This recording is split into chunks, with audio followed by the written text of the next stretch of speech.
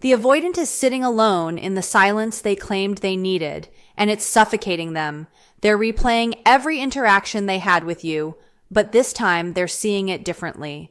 They're seeing it from your perspective, and what they see is devastating. The casual dismissiveness that felt like self-protection now looks like cruelty. The emotional unavailability that seemed like healthy boundaries now appears as rejection.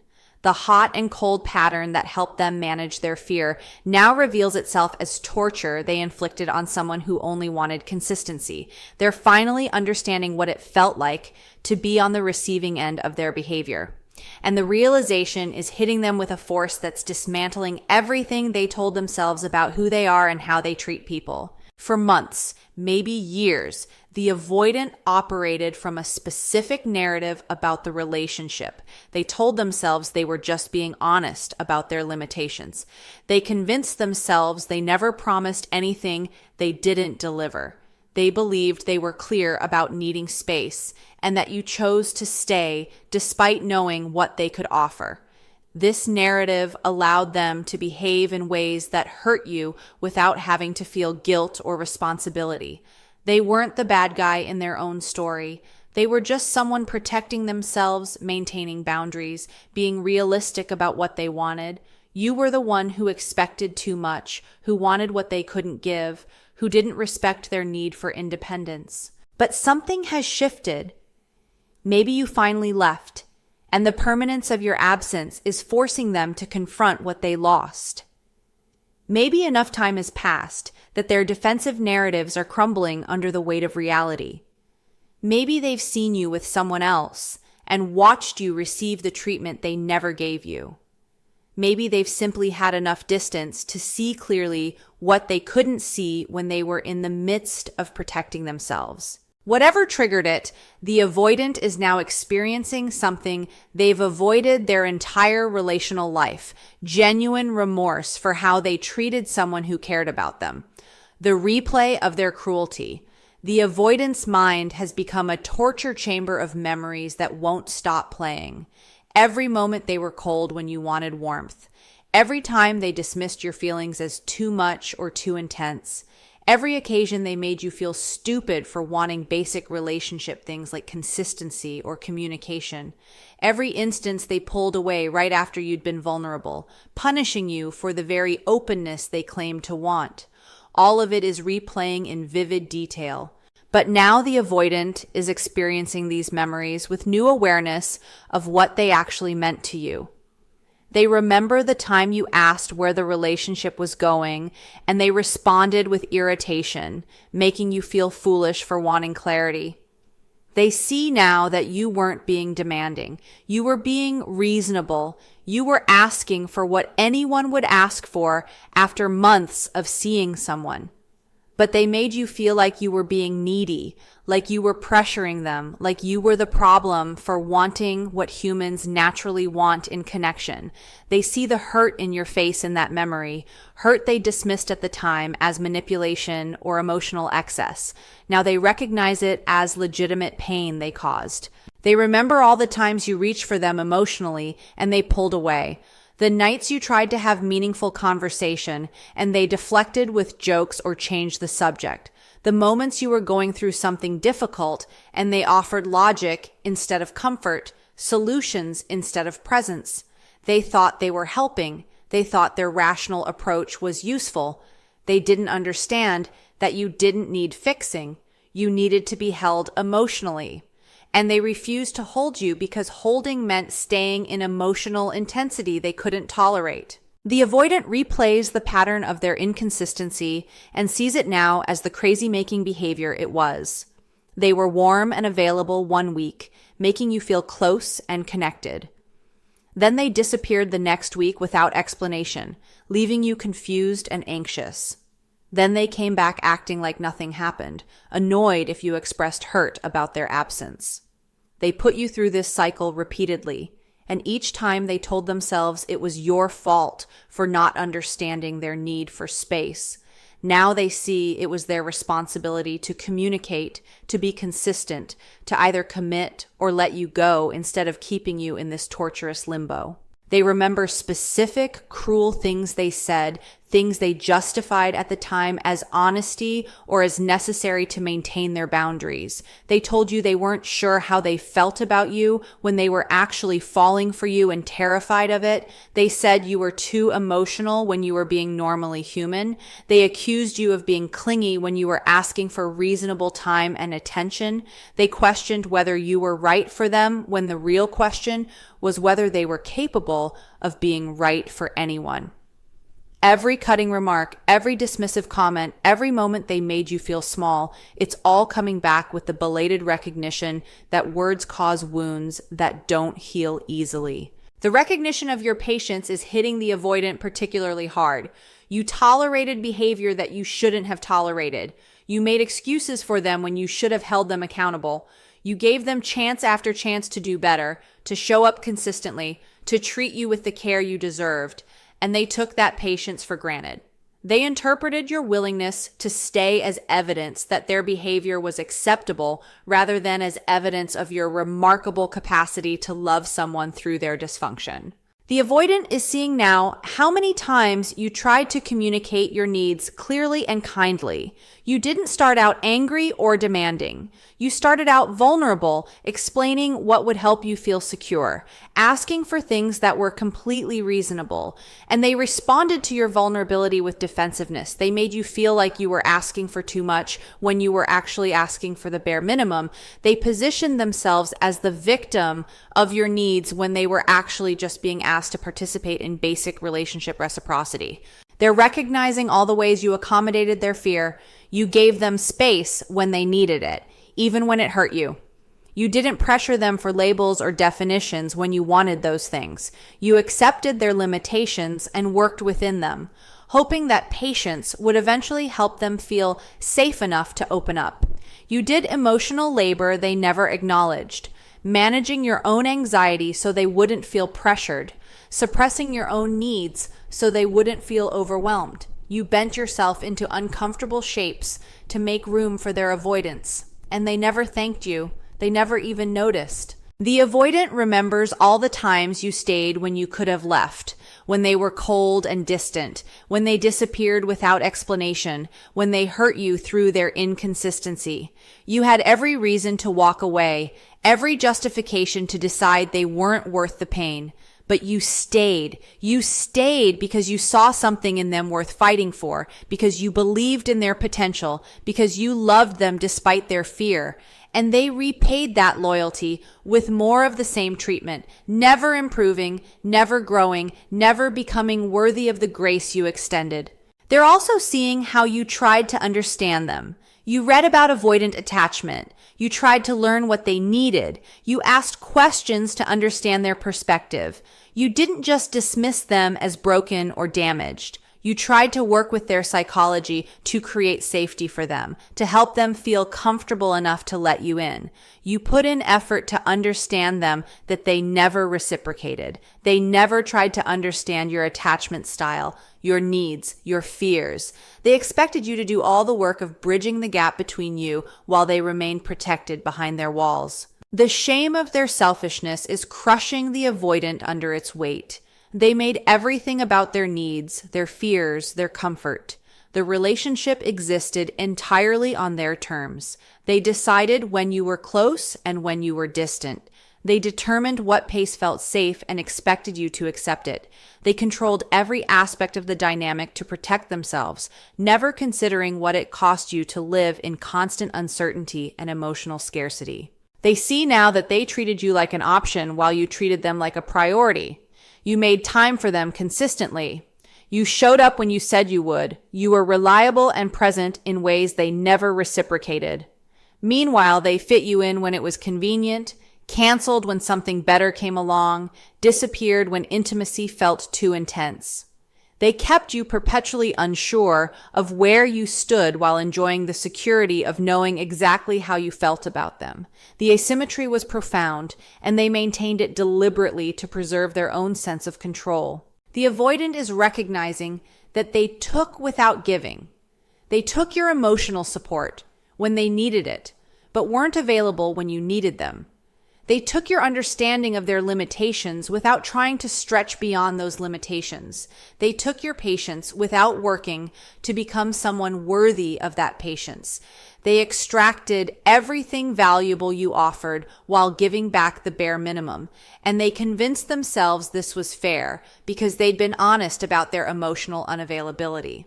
They're seeing the double standards they applied. When they needed space, you were expected to give it without question or complaint. But when you needed closeness, they treated it as an imposition. When they had a bad day, you were supposed to be understanding and accommodating. But when you had a bad day, they were often annoyed or dismissive. When they were inconsistent, you were supposed to accept it as part of who they are. But when you expressed any needs that felt inconsistent or challenging, they positioned you as demanding or difficult. The shame also comes from recognizing that they knew what they were doing. On some level, they were aware they were hurting you. They saw your pain when they pulled away. They noticed your confusion when they were hot and cold.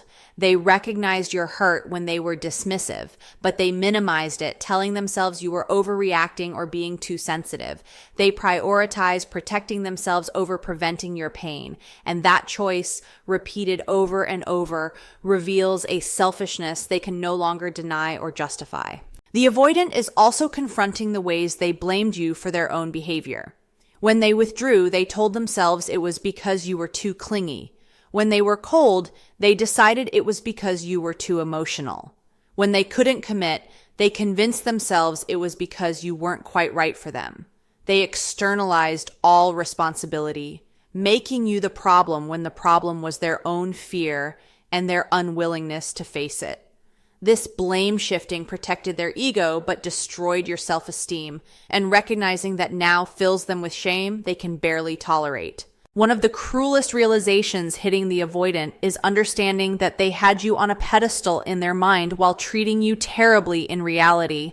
In their private thoughts, you were perfect. You were beautiful, intelligent, understanding, patient, everything they could want in a partner.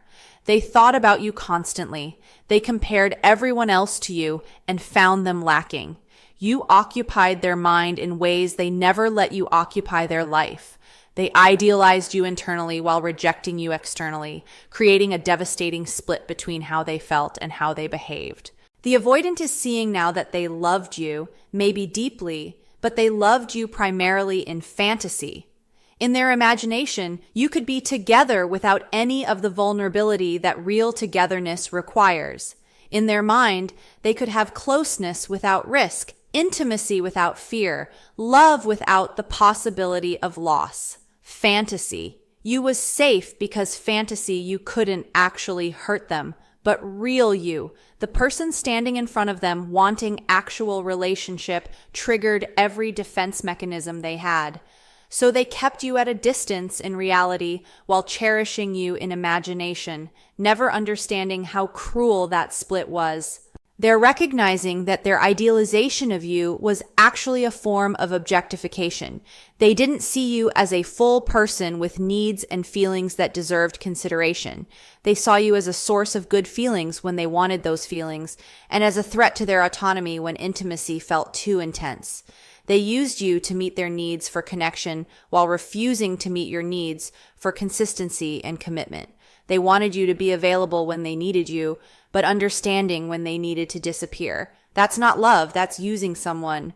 The loss they're feeling now is complicated because what they lost wasn't just you. They lost the fantasy version of you they've been carrying. They lost the possibility of ever actualizing the relationship they imagined, but never allowed to exist. They lost the future they sometimes envisioned where, somehow, magically, they'd be brave enough to choose you fully. All of it is gone now, not because it was taken from them, but because they destroyed it through their own fear and their refusal to translate feeling into action. The avoidant is also confronting the reality that someone else will get the version of you they never let themselves have. Someone else will receive your patience and understanding and use it as the gift it was meant to be. Someone else will appreciate your willingness to work with their limitations instead of exploiting it.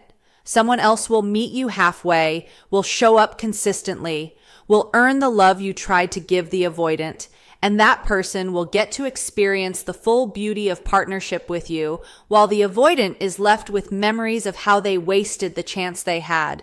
The regret the avoidant is experiencing isn't simple or clean. It's not just, I wish I'd done that differently. It's comprehensive regret that touches every aspect of who they are and how they relate to people. They're regretting specific behaviors, yes, but they're also regretting the entire approach they've taken to relationships throughout their life. They're seeing that the way they treated you is the way they've treated everyone, and the pattern is finally visible to them in all its destructive clarity. They regret every time they chose fear over love. Every moment they picked safety over risk. Every instance they valued control more than connection. They had opportunities to be brave, to be vulnerable, to choose you despite their fear, and every single time they chose protection. They chose the familiar discomfort of loneliness over the unfamiliar discomfort of intimacy. They chose the certainty of distance over the uncertainty of closeness. And now they're seeing that those choices, repeated over time, didn't keep them safe. They just kept them alone. The avoidant regrets not communicating what was really happening for them. You deserve to know that their withdrawal wasn't about you. You deserve to understand that their coldness was fear, not indifference. You deserve transparency about their internal struggle, but they couldn't give you that transparency because it would have required vulnerability they weren't capable of. So you were left to interpret their behavior, and you naturally interpreted it as rejection, as lack of care, as evidence you weren't enough. They let you carry that misinterpretation because explaining the truth would have meant exposing themselves. They regret not fighting for you, for the relationship, for the possibility of something real between you. They let you walk away, or they pushed you away without ever really trying. They never said, I'm scared, but I want this. They never said, I need help working through my fear. They never said, don't give up on me. I'm trying to be braver. They just let it end, passively or actively destroying something precious, because holding on to it would have required more courage than they could access. And now they see that letting go wasn't protection. It was loss. It was giving up the best thing they'd ever had, because keeping it would have meant facing themselves. The regret is also forcing the avoidant to confront what they've lost beyond just you. They've lost the opportunity to be the kind of partner they actually wanted to be. They've lost the chance to prove to themselves that they're capable of sustained intimacy. They've lost time they'll never get back, time they spent running instead of growing. They've lost the version of themselves they could have become if they'd been brave enough to do the work while you were still there, supporting them. All of these losses are accumulating into grief so heavy they don't know how to carry it. The avoidant is consumed by desperate, futile fantasies about undoing the past. They imagine going back and doing everything differently. They picture themselves being warm when they were cold. They envision themselves showing up consistently instead of disappearing. They fantasize about being vulnerable instead of defended. In these imagined scenarios, they're the partner you deserved from the beginning, and the relationship flourishes instead of dying slowly under the weight of their fear. These fantasies are torture because they highlight everything the avoidant now understands they were capable of but didn't access. The capacity to be different was always there. The ability to choose differently existed. They weren't actually incapable of consistency or vulnerability or communication. They were just too afraid. And recognizing that the barrier was fear rather than inability makes the regret more painful because it means the loss was preventable. They could have had something beautiful with you if they'd been braver. The avoidant wants to reach out to apologize, to explain, to try to fix what they broke. They compose long messages in their mind detailing everything they now understand. They rehearse conversations where they finally articulate what they were feeling back then. They imagine showing up at your door and telling you they've changed, they've grown, they finally see everything clearly, but they stop themselves, paralyzed by the knowledge that it's too late, that they destroyed something that can't be rebuilt, that you've moved on emotionally from someone who hurt you too many times. There's also the painful recognition that even if you did give them another chance, they might repeat the same patterns. The fear hasn't magically disappeared. The attachment wounding is still there. The triggers that caused them to pull away would likely trigger them again, Unless they've done serious therapeutic work to address their core issues, they'd probably just hurt you again. Maybe even worse, because you'd be entering a second chance with hope that they'd destroy again. This recognition adds another layer to their regret because it means wanting you back isn't enough. They need to become someone different, someone capable of sustaining intimacy. And that transformation takes time they didn't invest while you were present. The way the avoidant treated you is hitting them hard, and they're standing at a critical juncture. This recognition, this regret, this painful awareness of their patterns can go one of two ways. It can become the catalyst that finally motivates genuine change, or it can become another weight they carry while continuing to repeat the same patterns with the next person. The pain they're feeling right now is intense enough to drive transformation if they're willing to use it that way. But it's also intense enough that they might eventually suppress it, minimize it, return to their defensive narratives to escape the discomfort of self-examination. If the avoidant chooses transformation, this moment becomes a turning point. They take the regret and let it fuel commitment to therapy, to reading about attachment, to actually doing the deep work of understanding where their patterns came from and how to develop different ones. They stop making excuses and start making changes. They examine their childhood experiences and how those experiences created their fear of intimacy. They practice vulnerability in small, manageable doses with safe people. They learn to recognize when they're deactivating and make different choices. They develop capacity for distress tolerance so that relationship anxiety doesn't immediately trigger flight responses. This transformative path means the avoidant has to grieve not just losing you, but losing the identity they've carried their whole life. They have to stop seeing themselves as the person who doesn't need anyone and start becoming the person who can admit need without shame. They have to stop priding themselves on emotional independence and start valuing healthy interdependence. They have to rewrite their entire narrative about who they are and what they're capable of. It's brutal work, humbling and painful, but it's the only path to being able to have genuine intimacy in the future. But if the avoidant chooses stagnation, they'll eventually minimize what they're feeling now. The acute pain will fade, and as it does, the defensive narratives will reassert themselves. They'll start telling themselves that maybe the relationship wasn't that great anyway, that maybe you weren't that compatible, that maybe they were right to protect themselves because relationships are too complicated. They'll rewrite history to make themselves feel better, to ease the shame, to return to the comfortable but lonely space where their avoidance feels justified rather than destructive. The stagnant avoidant will carry you as a ghost, a what if, a person they think about sometimes with vague regret, but never with enough discomfort to change. They'll date other people and repeat similar patterns, always wondering why relationships don't work out, never quite connecting their behavior to the outcomes. They'll tell themselves they're just not the relationship type, that they're better off alone, that they haven't met the right person. They'll never acknowledge that the problem isn't the people they date, but their inability to sustain vulnerability with anyone. Whether the avoidant transforms or stagnates, the way they treated you and how hard it's hitting them now has changed them permanently. They'll never be quite the same person they were before you. You became the wake-up call they didn't know they needed, the mirror that showed them their patterns clearly, the catalyst that forced recognition they've avoided their entire life. Even if they don't do the work to change, they'll carry the knowledge of what their avoidance costs. They'll remember you as the person they lost because they weren't brave enough, the relationship they destroyed because they valued fear over love, the chance they had for something real that they let slip away. For you, whether they change or not, doesn't change what you deserved and didn't receive.